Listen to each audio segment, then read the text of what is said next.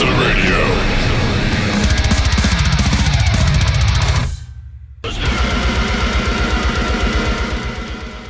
What's shaking, everybody? My name is Thomas, and thank you so much for tuning into another awesome, excellent episode of Evisceradio, where I sit down with bands that I play on the live show, and we talk about what's good in life and what's good in music and everything in between. It is the guaranteed good, wholesome spot. If you're looking for genuine content with bands that you like, this is the place to be, man. Evisceradio's gotcha.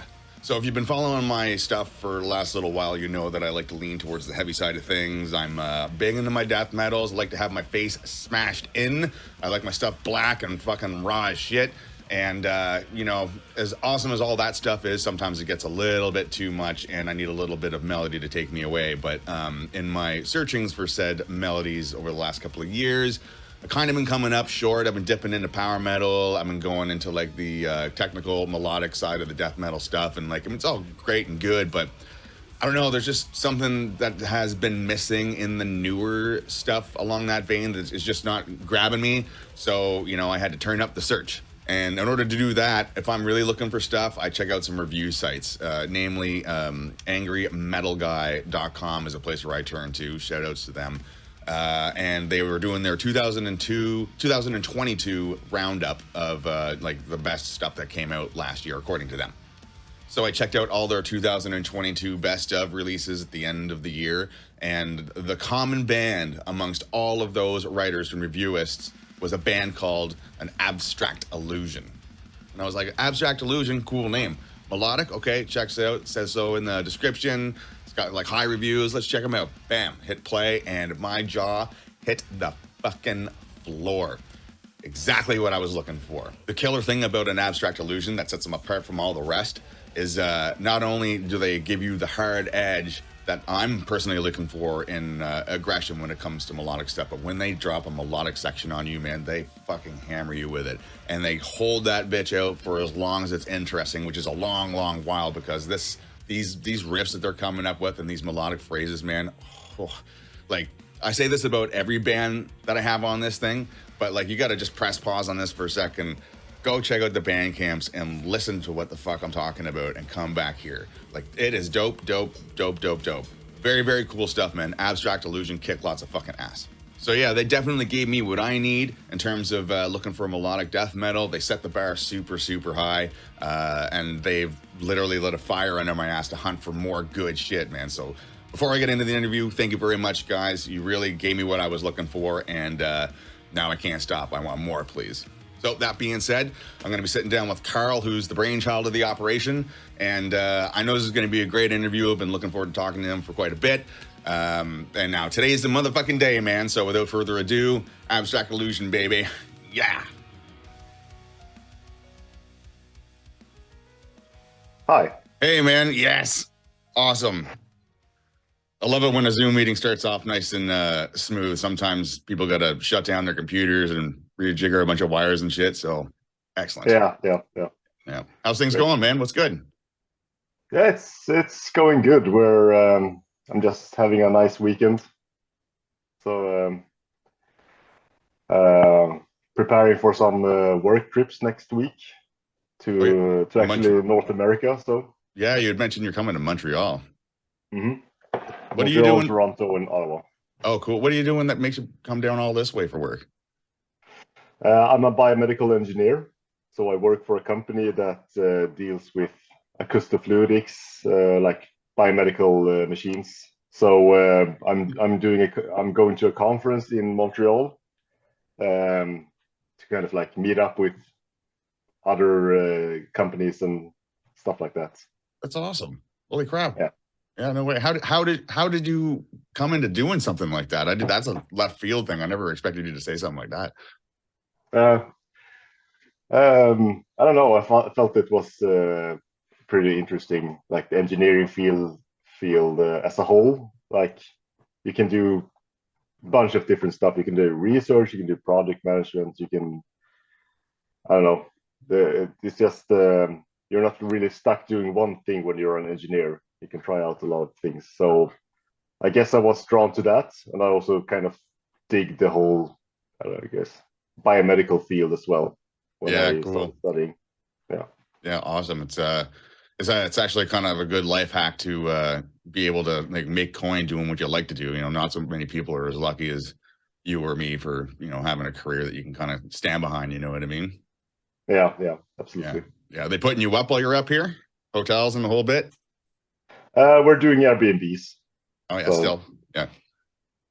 Cool, man. Well, I hope you have a successful trip out here. yeah. I'm really happy to have finally got to sit down with you, man. I've been looking forward to talking to you for a bit. You guys were like a very recent discovery for me. I was on the hunt for like quality, like essentially like quality melodic in my metals, and I've been checking out a bunch of review sites, and Abstract Illusion kept popping up, and I was like, "Who are these guys?" And I popped them in, and now you guys have like got me on the hunt. You lit a fire under my ass to find some like really, really good shit. So I just wanted to say, before I jump into things, you know, thank you so much for providing me and everybody with the quality.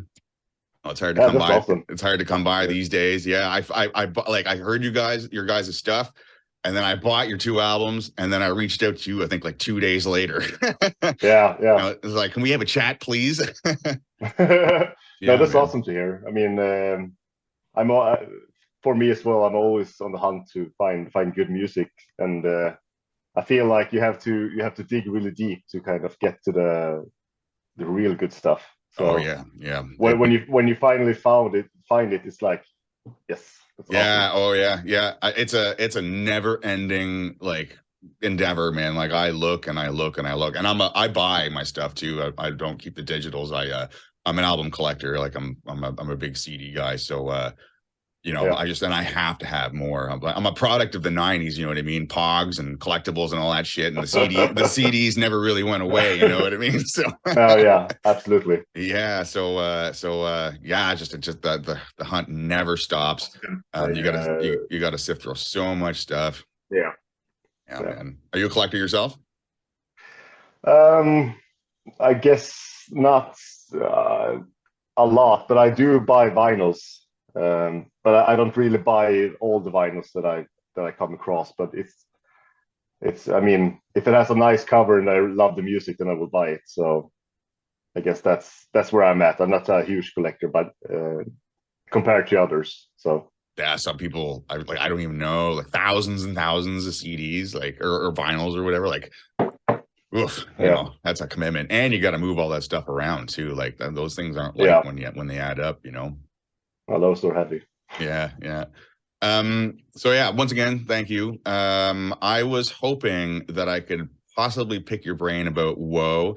I had been through some of your interviews, and like you covered a lot of stuff about it, like what's it mean and like how does this song come about and etc. And you know, Hmm. I think a lot of information's out there. I don't really want to talk about it that way. I was hoping maybe I could pick your brain about it from like a musician's standpoint. Yeah, absolutely. I'm a guitar player myself, and I'm always trying to you know, push the envelope and look for different things. And from what I hear on Woe, and is like it's very interesting to me the fact that, you know, you had written those songs as like a big long three sections of it, you know what I mean, and then you had broke them down after the fact to create like the 9 songs Hmm. or whatever is on that. Yeah. I wanted to ask what, like, why I sometimes write long songs that suffer from bloat, and that is not a problem you have. But I was curious to know is like, why write songs to a length like that? Like, what is the driving force behind you to create like such a saga-sized um, song?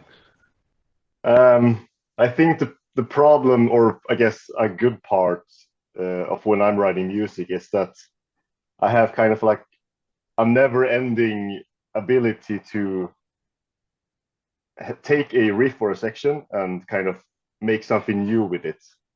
So kind of like, oh, I like this chord progression. Maybe if I uh, in the beginning we had it like a tremolo riff and blast beats, blah, blah, but maybe I want to slow it down and have more like a chill drum sound, or maybe some other instrument can carry the melody, and it's like I constantly have the sections in my head that kind of repeats and repeats, and when it repeats, um, enough times, then I create something new with it, but it's still the same melody and it's still the same chord section. So I can't really put it in a new song, you know. Yep, I Because understand. then it's just that you have the same melody in different songs, and that's just weird. So Yeah. so it becomes this kind of like a, I guess, a journey in a way. That's it's the song evolves from one point to another point, and it kind of feels like a natural progression in that way. Yeah, And for I'm not, sure. and I'm not really good at. But on the other hand, I'm not really good at writing short songs. So because I always have these different variations of the same idea, and I can't really, and as I said, I can't put it in different songs. So it's either you have to kill a lot of your darlings, or you Yeah. kind of have to just make a long song out of it. So Yeah. that's what, and then having it as one entire long song, the entire album, and then cutting it into 7 pieces. That's our way of having something in the first song repeat in the fourth song, kind Hmm. of like a melody that we like, Hmm. and it's not feeling like hokey or weird, or like, oh, they're just borrowing their own stuff all the time. So Yeah, yeah, like a recycling type situation. Yeah, yeah, yeah, yeah, yeah. Well, you don't have to worry about that, man. The album reads like a book. Like it's, that's awesome to hear. yeah, it's really, Thank really good. It's fun to digest. Did you like I have the same thing too. I have like melodies that are stuck in mine, and like they do become long, and there's just so many variations. And I have a similar sort of creative process like that. you. And I do make efforts, like you put it hilariously, kill your darlings. Yeah, Great description. And like it just doesn't feel good. You know what I'm saying? yeah. So I'll come up with reprises. Like I'll have Hmm. like a song, say it's the main one, and then there's like an offshoot with the same sort of melody, just exactly the same thing that you're describing. And like I couldn't, Hmm. I needed to ask because it just sounded so familiar when I was hearing you describe this and like listening Hmm. to the song. I was like, oh, there's some similarities in there. Yeah. Did you? Yeah, I mean, there's different kinds of ways to go about it. I mean, you can do like a part one of like you have an album, you have the Awakening Part One, and then a few tracks later you have the Awakening Part Two, and you kind of like do similar themes. Dream Theater did that on, I guess, Systematic Chaos or something. That you had the first song and the last song kind of could go into one big song if they wanted to, because it was sort of the same ideas that they were doing, but they did it in different ways. So Yeah. I think Yeah. I'm Fair. I'm inspired by that in many ways. Yeah. Okay. I got you. Well, you definitely did pull it off. Did you? How come you shorted them down to sections? Was it just to make it flow better on like on the track situation, or was there Hmm. pressure from a label Yeah. or? No, the label didn't care how we did it, but I think that's, I mean, uh, we are obviously not a very like commercial band, you know. It's like pop that's played on the radio, but at the same time, you don't want to overwhelm the listener to like, hey, listen to our new 30-minute song, Sure. like Yeah. Yeah. listen to our new 7-minute song that's more palpable. So it was, I mean, so we're not really aiming for mainstream radio, but at the same time, you don't really have to.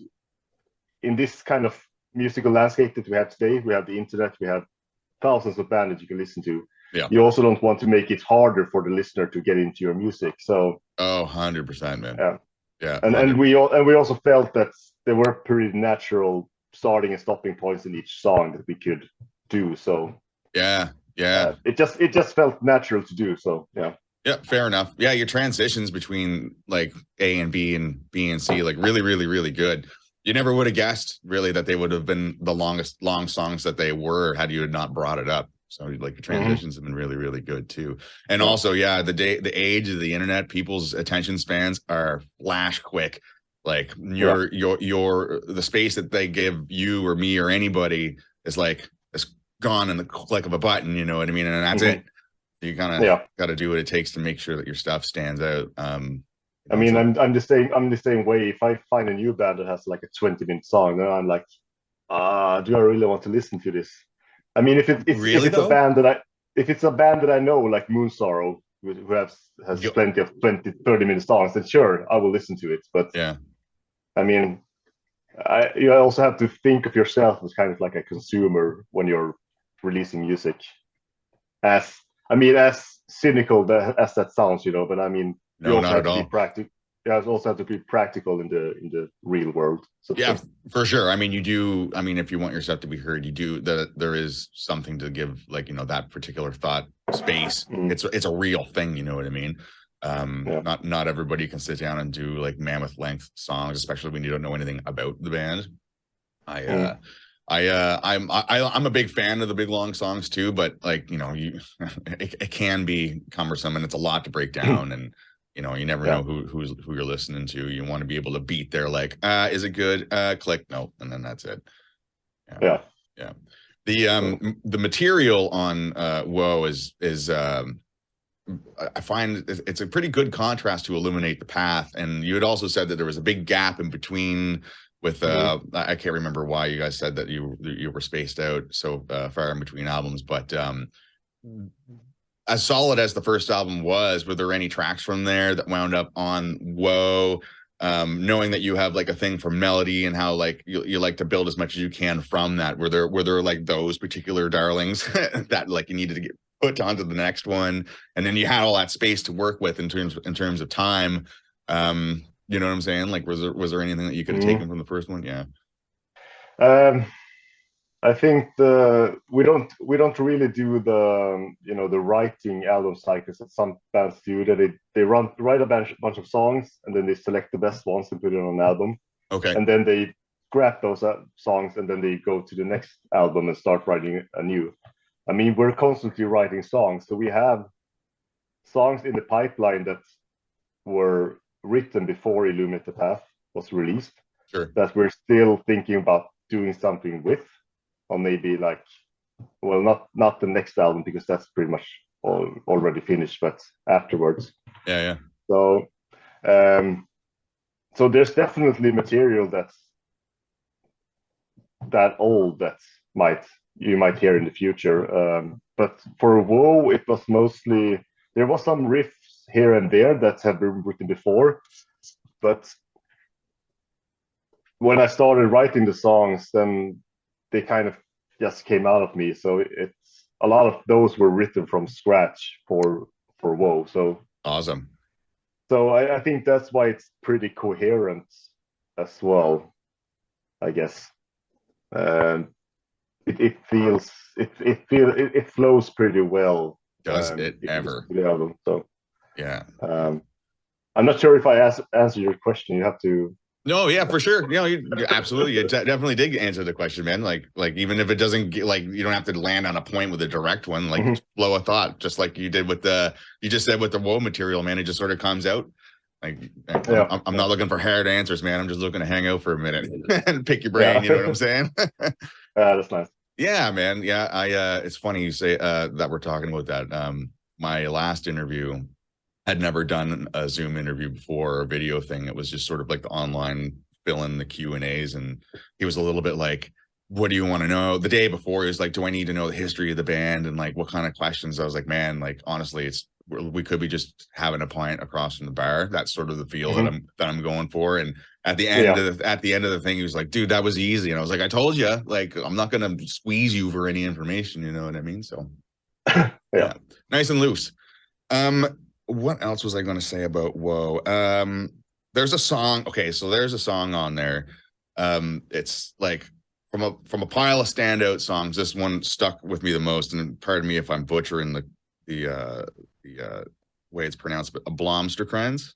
Blomsterkrans. Yeah, Blomsterkrans, yeah. Yeah, yeah. So, man, the piano melody, obviously, for me personally, is what makes it pop so good, and it's a stark difference between all the other tracks in terms of like just the Mhm. flow and the melancholiness of it all. Mhm. I could almost hear that song like sit on its own in like an EP or something like that with some similar feel type stuff. It's such a really cool, beautiful sliver of awesomeness amongst everything else.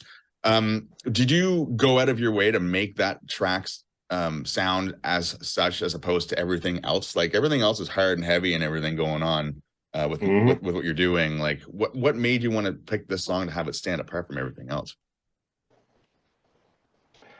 Well, I think I mean, when I look back at the music that I listen to, you always kind of have like a interlude song that's different from everything else. I mean, if you go back to classic bands like Opeth, then you always have some kind of acoustic song, or other bands that might have like an ambient interlude. So I think when it was Robert that came up with the melody and the chords. And the funny thing about that song is that I think the entirety of Woe kind of spawned from that song, because that melody you can hear several times throughout the album. Yep. And the same chord progression. So it's kind of like the secret or the embryo of the entire album. Even if it feels kind of, even if this doesn't really like, fit with the heaviness. But we did the same thing for Illuminate. We had a song called Talvatis, which is kind of like a ambient drum thingy, some melodies. Okay. Just before the last track, Skeletons of Flight. And we feel it's a nice way to kind of like let the listener breathe a little bit. Maybe you don't really have to do blast beats all the way of a 60-minute album. You kind of have to let the listener rest, I guess. For sure. And we like that kind of music, like piano-driven music or chill music. I mean, I grew up listening to Simon and Garfunkel and Pink Floyd, so it's kind of in my, I guess, musical DNA to have more mellow tracks. So we just want to do it, so we just put it in, I guess. Yeah, man, do what you feel. I mean, it shows that you guys are doing exactly what you want to do right on that stuff. Like fucking yeah. Again, it's a crazy ass album. The interlude, that was kind of the word I was looking for in that question, and it escaped me. There's a band out there called Vackenfeld who also does cool little interludes to like give them just a breath to catch on before they get you again. So like it definitely helps with the pacing for sure. So are you studio savvy? You know your way behind the board? I know enough to record myself. Okay. I have a friend that basically helped me build my home studio that we recorded most of the stuff in. So he's really knowledgeable, but I'm really not. But I mean, I know how to get kind of passable guitar sounds and bass tones and maybe some nice keyboards. So I mean, a lot of what we hear on Woe is maybe like, well, it's mostly, if you listen to the synths keyboards, it's mostly Robert that did it, but I also made some kind of like ambient or some few melodies or things like that. And all of the guitar tones and bass tones are my own. So I mean, No way. It's fine, but I mean, I wouldn't say I'm a audio engineer that way. Yeah, fair. I wouldn't go as far as to say the same thing for me. I took the course, paid the tuition, and I'll do my own stuff. But I mean, right here is essentially the size of the studio itself. Like a rack here and some stuff over there. I can, superior drummer. I can plug some drums in if I have to. But you built a studio for Woe. You guys self-recorded that? I thought I'd check. Yeah. Yeah. No way. The drums were recorded in a like real studio. And things like the clarinets or the bassoon or the piano that you hear in Blomsterkrans are recorded in kind of like a studio by ourselves though. But I mean, my home studio, it isn't some kind of like a big studio with tons of acoustic treatment. It's just, I mean, you have I mean, I have a DAW and I have monitors and I mean the basic things that you need to record, mostly like, I mean, guitars and bass and keyboard stuff that you just plug in and record it. So Yeah, for sure. I can totally relate. Same Mm. here. Just enough to make sure that you can, what you're pumping out is like, can get you to the Yeah, next point. Yeah. I mean, fuck, yeah, it's pretty amazing what you can do with microphones and stuff these days, man. The technology is there to really put like a spit shine on an album without paying the crazy cost of a full-fledged yeah. studio. I You know mean, what I mean? the outside of the mixing cost, I mean, the biggest cost for us recording was 2 days of drums. So Because you paid I for the mean, space. yeah, I mean, I paid for a space and engineer, but otherwise, I mean, it's a pretty low cost, it's a low budget album, I would say overall. Wow, you guys And I have mean, a if you kind of know what you're doing, then you don't need to go to a big studio, I guess. no, that's true. Uh, Look at so all the modern releases right now, man. A lot of them are all yeah, self-done. Yeah. yeah, and I mean, you can get some crazy quality if you listen to some of the bands that do this. They sound like out of this world. So Unreal. Yeah. I think that the kind of like technology revolution when it comes to studio and audio engineering has been great for bands that wouldn't maybe be able to afford studio time or be able to be signed to a label that could, I mean, provide the budget. So Yeah. Right. I think we're hearing right now so many good bands that we wouldn't maybe hear 20 years ago.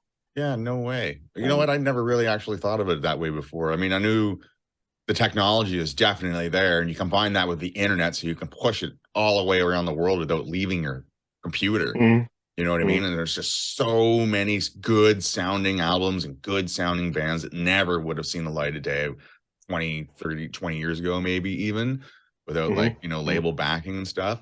Now I'm kind of wondering, what's the appeal of a huge studio with a, yeah, like, are you paying for like the massive board from the 60s with all those preamps you can't emulate? And like, that's what it is. And an engineer mm, who knows the board. Like, yeah.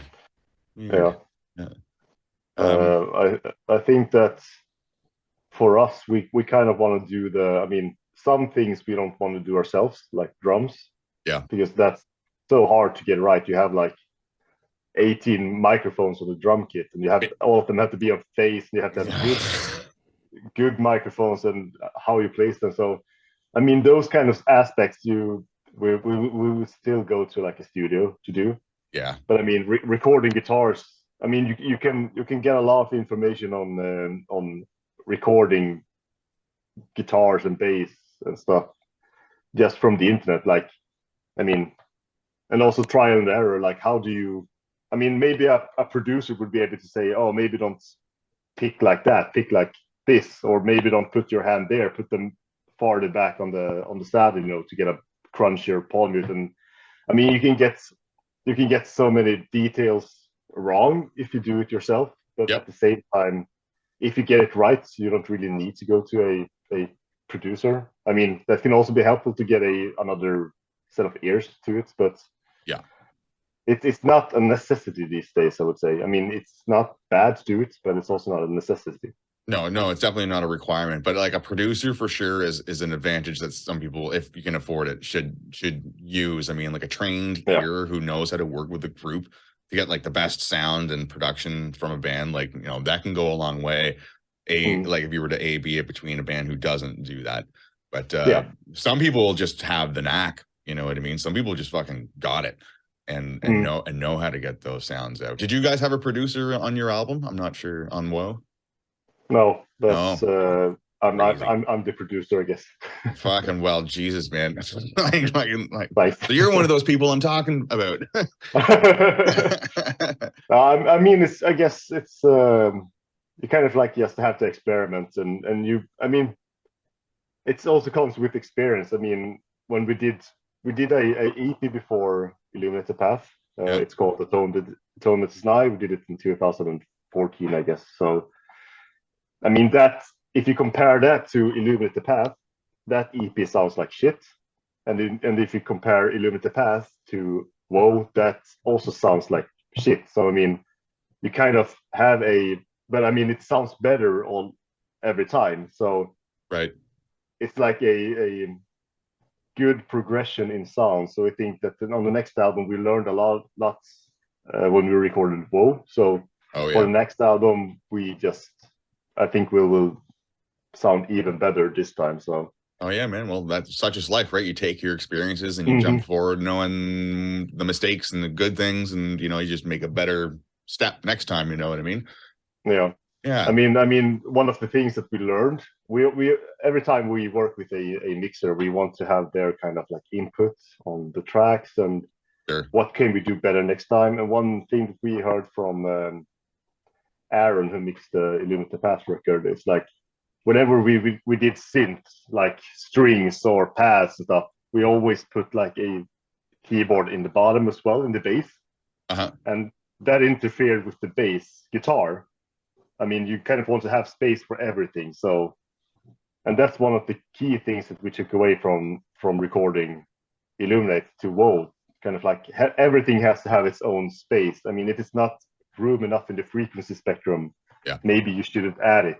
So, kind of like a less is more approach. I guess. Less is more is a great way to go about stuff like that. It's like, especially for like metal productions, like there's usually not a lot of room in the sonic spaces where to make things fit.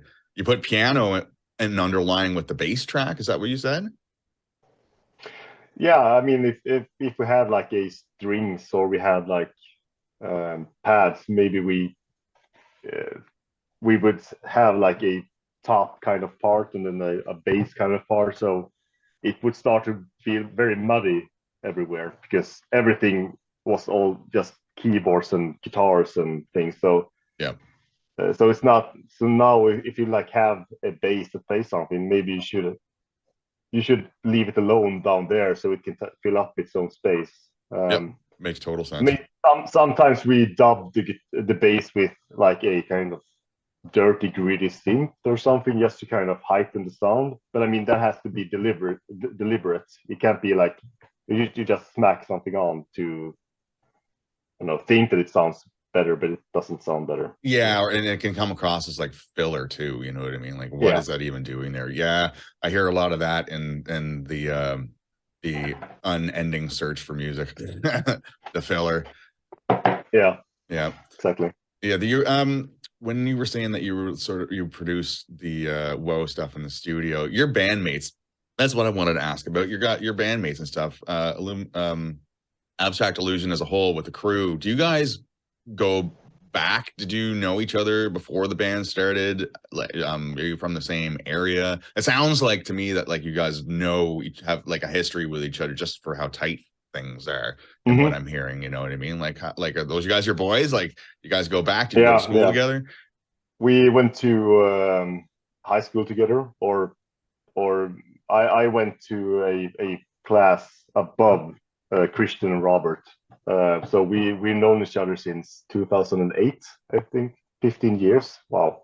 Nice. Wow. Holy crap. um, so we went to kind of like I mean, in Sweden you have, I guess it's called upper secondary school. It's when you're 15 to 18 years old. So high school Uh, essentially. Yeah. yeah, I guess high school. And then you kind of pick like a program or a specific.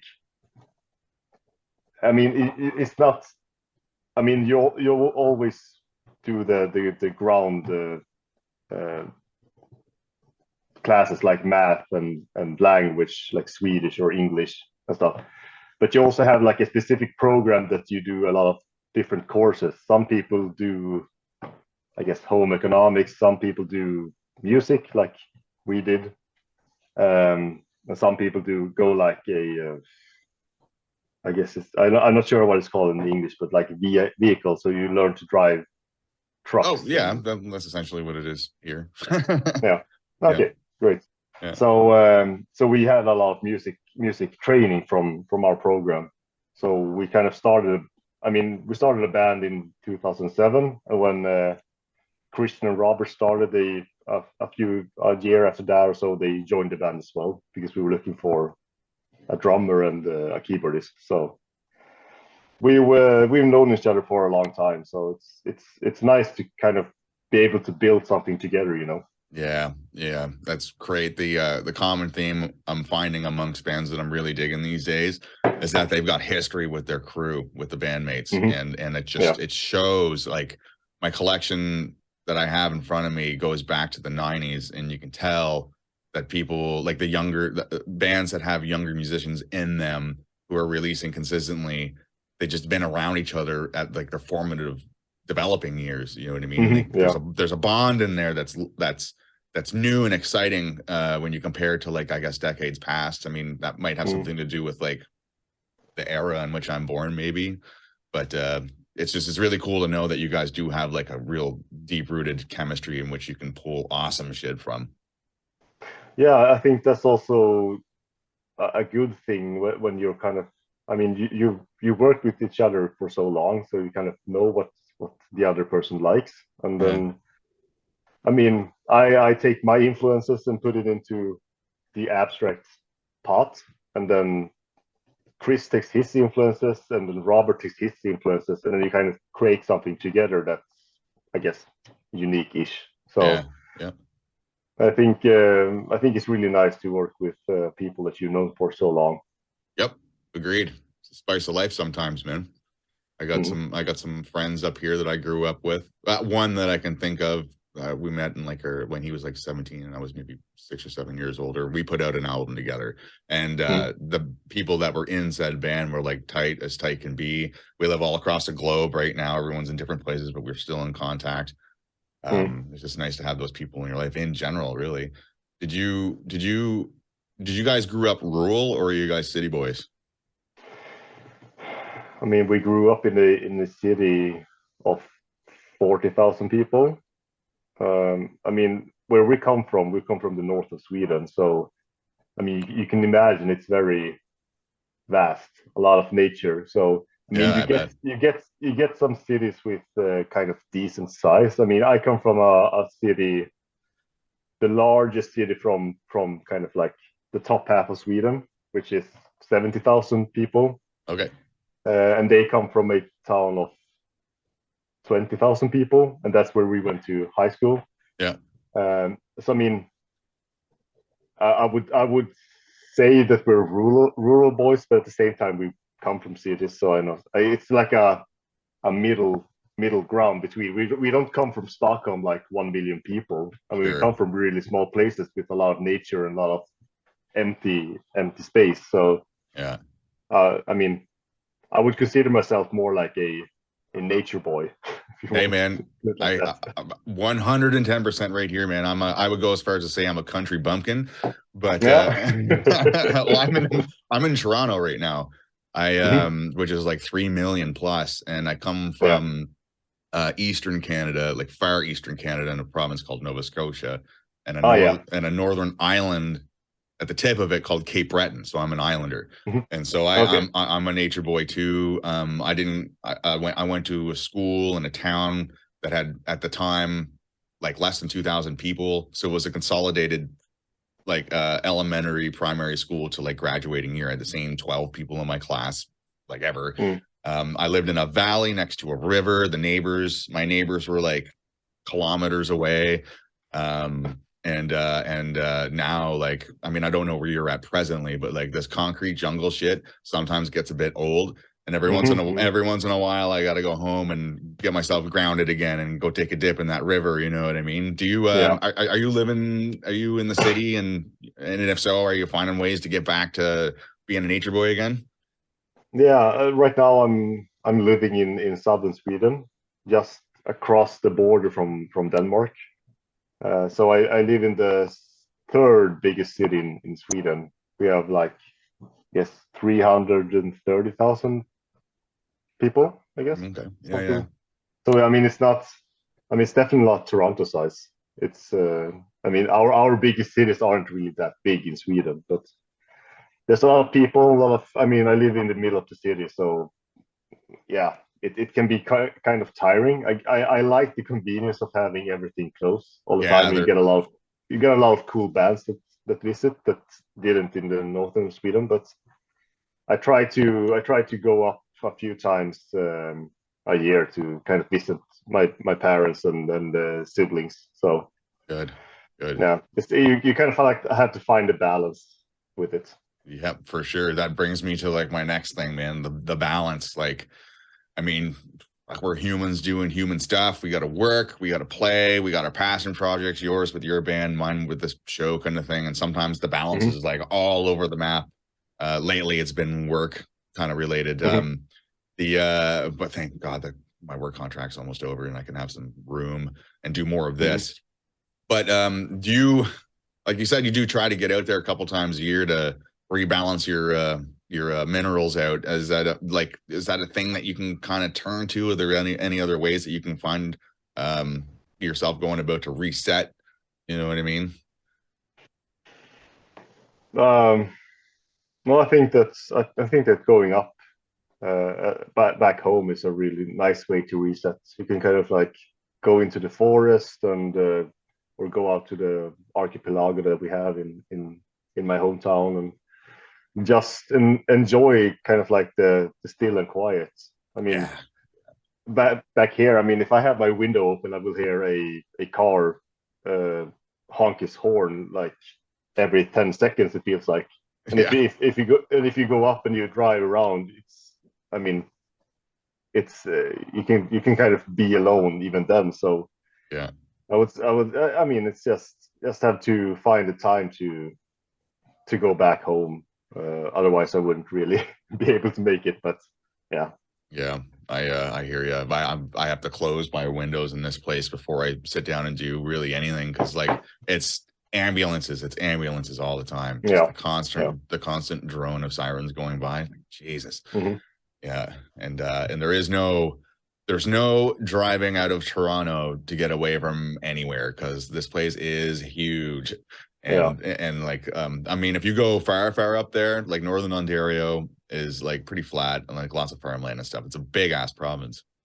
But Hmm. the real escape is, you know, the booking the plane ticket back to Nova Scotia and chilling out there. Yeah. I still got a place down there. I have some friends that are still living there. I own property down there, and that's my. I think this time in the next couple of weeks, I'm booking a ticket today actually to go down there at the end of the month and get some Hmm. camping gear and just go and leave the phone in the car and then just Hmm. chill out. Bring the guitar with me, and just yeah, that's sounds nice now that I'm thinking about it.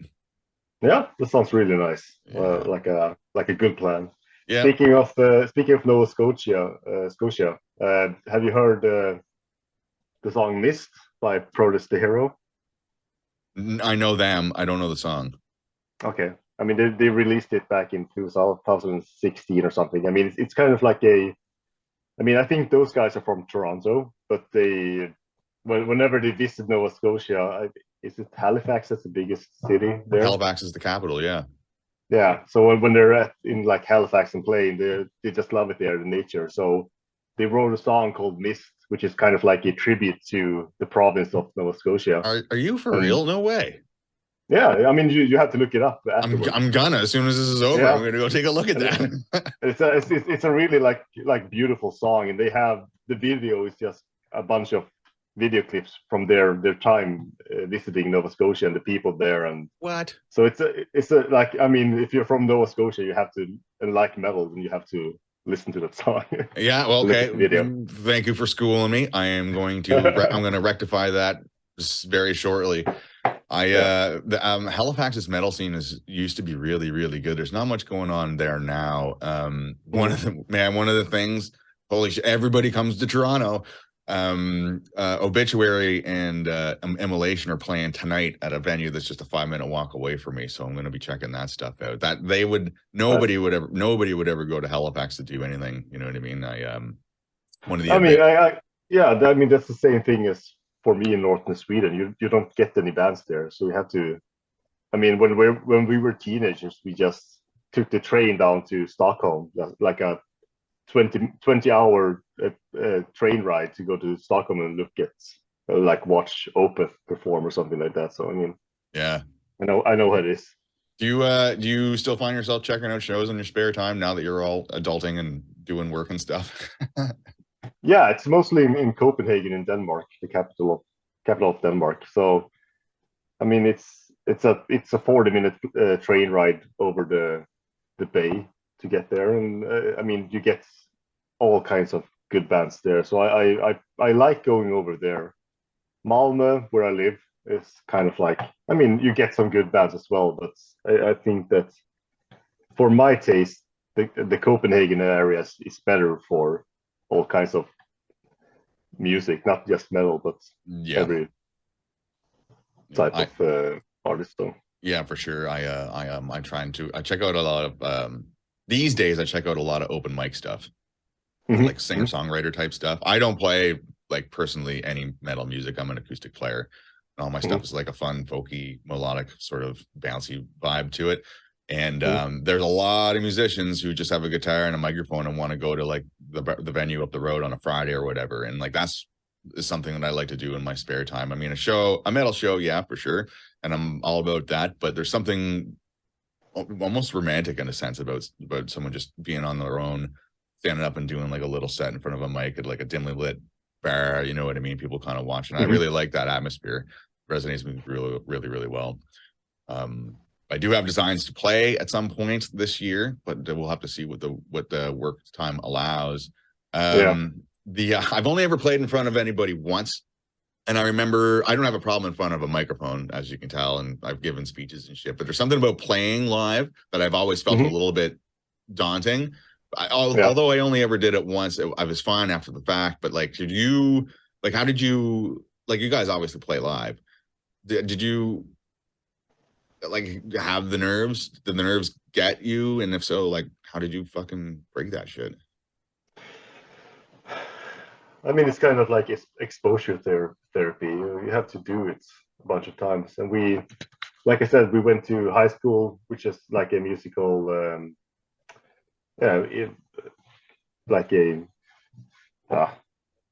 it's like it's rooted in musical. So some of the courses where you had to perform live. So oh, sure. So I mean, we just did it a bunch. So it kind of translated into us being able to do it with our band as well. But I mean, I'm never calm before a show. I'm always nervous. Yeah, I'm sure. Yeah.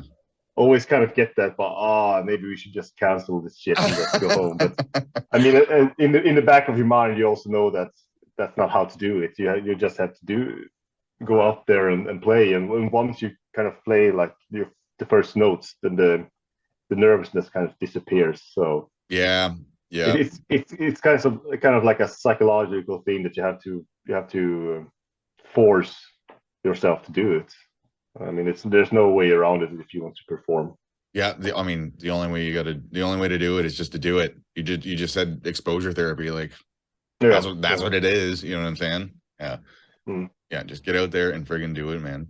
I'm not sure what else to say, man. Like, I'm down with what you guys do. I really look forward to anything you guys are putting out. I mean, I know Woe is like relatively new. Did you say earlier that there's another album in the works or complete or something? We started writing I guess in the autumn last year and started recording demos. I think that right now we have all the songs kind of like demoed out, the skeletons of them. So it's right now it's just, I mean, we had to write some more sections for some of the songs, but some of them are already done. And then comes the more fun stage to kind of like work out all the details of like small things that are fun to do. Like maybe we should have like one bar of this to kind of like spice it up, you know. Because I mean, when we write music, we kind of like do the skeleton first. We have the chords, we have the melody, we have like maybe a basic style of riffing, but that's far from the final product.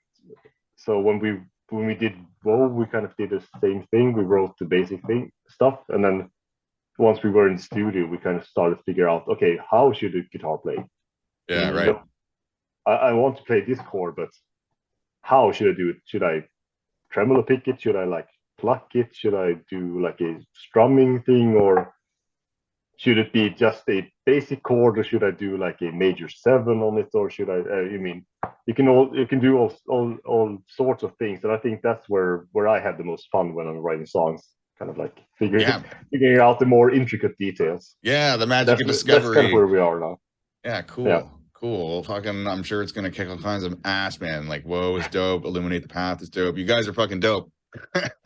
Thanks. I mean, Yeah, you kind of always have this pressure on you, and we live in the real world. So we know that some people will not like the new album because they love maybe Woe so much. I mean, you get some kind of personal connection to some albums that whatever a band does, it will not be, good enough. So we are kind of like prepared that not everyone will enjoy it, but I mean, music style wise, it's not that different. I just think that we are just getting better at what we do. So absolutely. we love the music so far. So we hope that when we finally release it, that others will as well. Well, I mean, and that's it right there. The proof is in the pudding for that. Like, you guys keep doing what you love, and the right people will fall in line with that. Yeah. I mean, like, we do not live in a world. I don't even think we're the type of people where like you can just please everybody. That's an impossible task, man. So like, yeah, you guys just do you, and shit will work out just fine. Yeah, I mean, I completely agree. I mean, it's when you're writing music, you sort of have to get rid of the notion that you have to please everyone. I mean, if enough people will hear it, then that's enough, because you will kind of scratch the itch for a few people, as long as you're honest with your music. I mean, and doing something kind of unique or your own style, then most people will gravitate to it. Not everyone will love it, and when you write music, you can't write it to kind of try to please everyone, like you said. So yeah, it's just you have to be honest with yourself, and people will follow, I guess. Yep, absolutely, man. That is a hack of life that not a lot of people know about. Yeah. Okay, man. Listen, I think that's all I got for you. I had a great time talking to you. I'm glad we pulled it out. Yeah, thanks. You too. Yeah, I had a fucking awesome time. If you or any of your crew want to chat down the road, maybe closer to when the next album's released, you're more than welcome, man. I had a great time. Absolutely, I will keep that in mind. But I mean, and if I don't say anything before the next album, then you just give me an email or a message after the new album comes out or something. I mean, if you want to chat, just do it. I mean, yeah, for sure. Yeah. I'm gonna keep in touch here anyways, man. There's a number of bands I've been talking to, just like, hey, what's up? How's it going? You know what I mean? So you'll hear from me. I'll poke in from time to time. Yeah, absolutely, do it. All right, brother. Enjoy the rest of your weekend. Thanks again. Yeah, you too.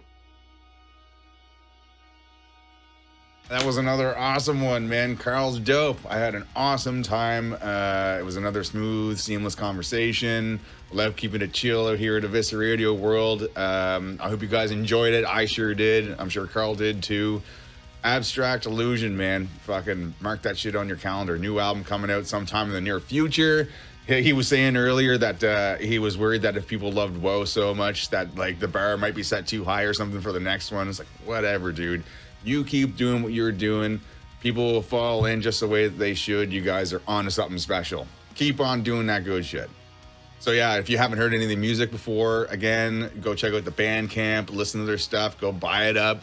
They're across all social media platforms. Show them some love. Top quality, awesome melodic metal that you should be aware of. And while you're at it, show Evisceradio some love, please. I'm also across all social media platforms, Facebook, Instagram. And if radio jams are your thing, I have a 6 p.m. to 8 p.m. EST time slot over at metaldevastationradio.com, where it's just me and a microphone and a bunch of tunes, having a good old time, playing some new stuff, discovering stuff, giving shit a chance, playing some old stuff, just lots of stuff. It's a hilarious time. If you like what you heard here, I guarantee you'll like what you hear over there. So if you got nothing to do on a Sunday, come check it out. Come hang out with me. So on that note, thank you very much for tuning in. My name is Thomas. This is Evisceradio, and I'll catch you guys on the next interview. Ciao.